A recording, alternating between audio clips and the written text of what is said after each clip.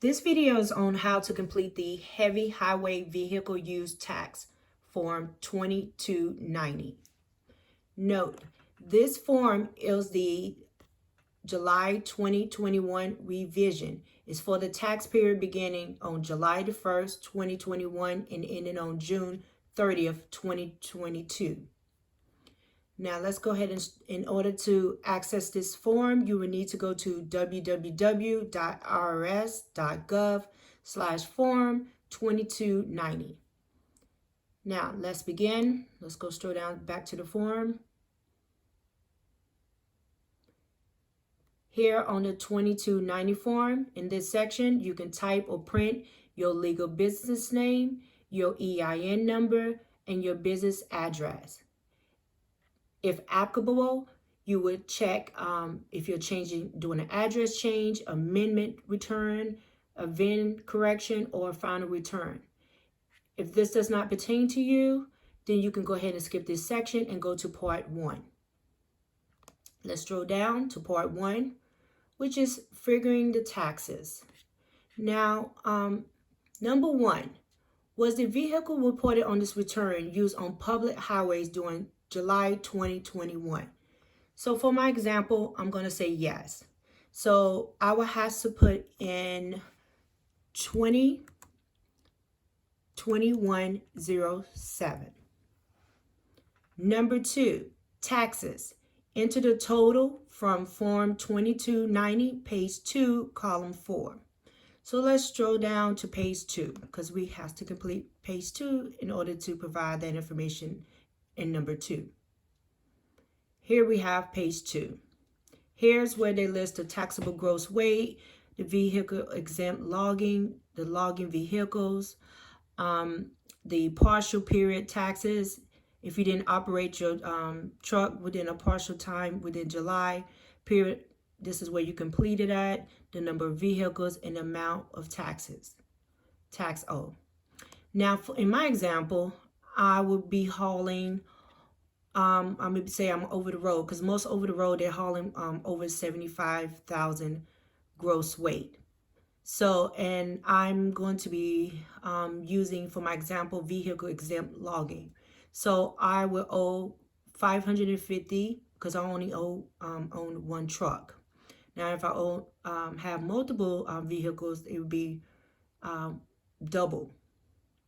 Now, for people who's logging vehicles, their taxes would be, if they're logging, their weight gross is over 75,000, would be $412. So it really depends on how much your gross weight is and how much you will owe. But in my example, I'm going to put that I only have one vehicle.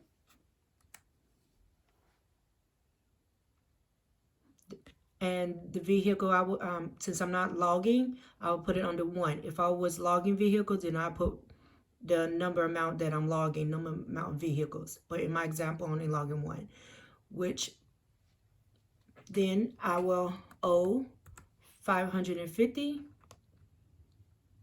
which I will put the total because it was telling me and add the number of vehicles in column 3A and 3B and enter the total here, which would be for me $550. Now that $550, we're going to need to go back to number 2, which is on the first page. In number 2, it says tax, enter the total from Form 2290, page 2, column 4. As you can see, this is page 2, column 4. $550 is owed. So I will put $550 here in number 2.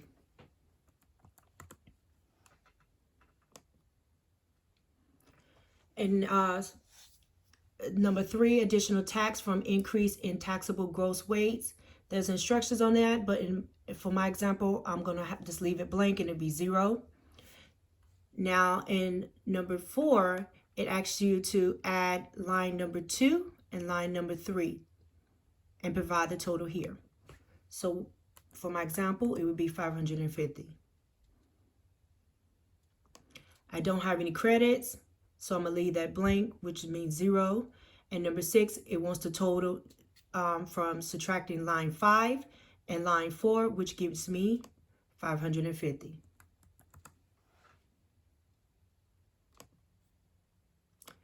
Let's scroll down a little bit just to go to part 2.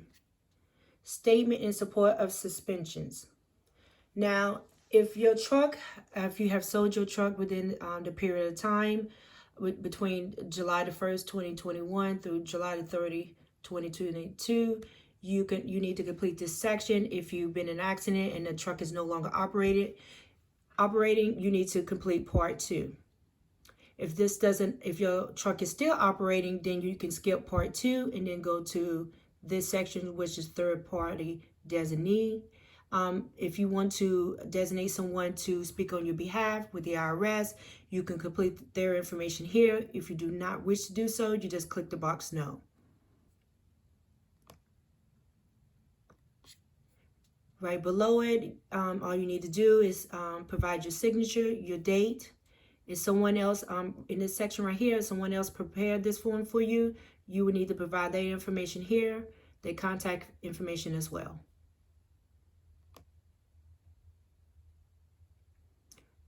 Here go page number 2 again. We already complete page number 2, so we're going to go to the next page.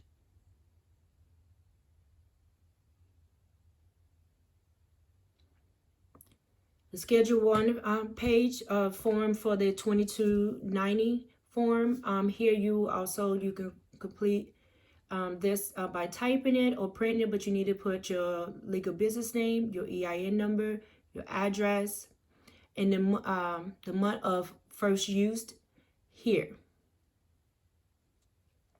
Then here you will list if you have more than one vehicle. If you don't have one vehicle, you need to provide the VIN number, the VIN number here. Let's scroll down. Down in part 2, you need to provide the total of reported vehicles. For my example, I only have one truck, so I'm just going to put 1. And then as far as with B, it says enter the total amount, total number of taxable vehicles on which the tax is suspended. I don't have any suspended vehicles, so I'm going to leave that blank, which means 0. And then as far as section C, total number of taxable vehicles, all you need to do is subtract line B from line A, and then you put your answer here, which in my case would be 1. Okay, let's continue.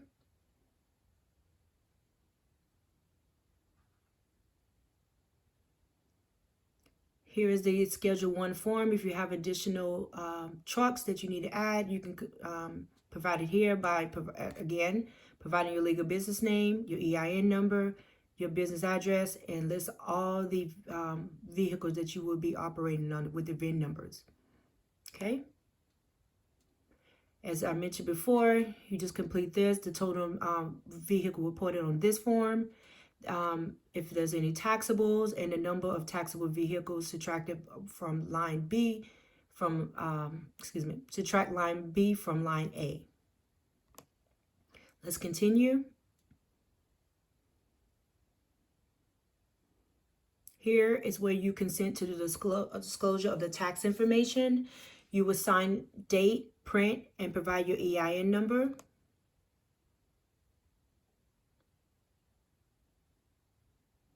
This is the instructions on how to complete the 2290-V payment voucher, which is listed below, provided below, I should say. Here, you will provide your EIN number again. You'll provide the dollar amount. So for my example, I will put $550. That is what I owe.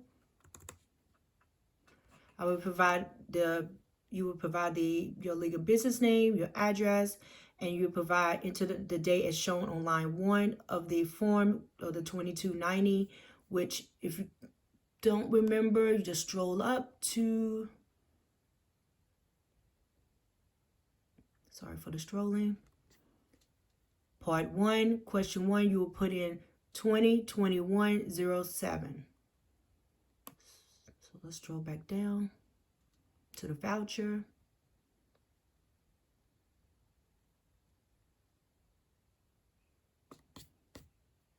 So I will enter, you enter 202107 here. The IRS on it, you make the checks or payable amount to the United States Treasury, and then you mail the form along with your payment to the Internal Revenue Services. And here's the address. I hope you enjoyed this video. If you liked it, thumbs up, subscribe, and thank you.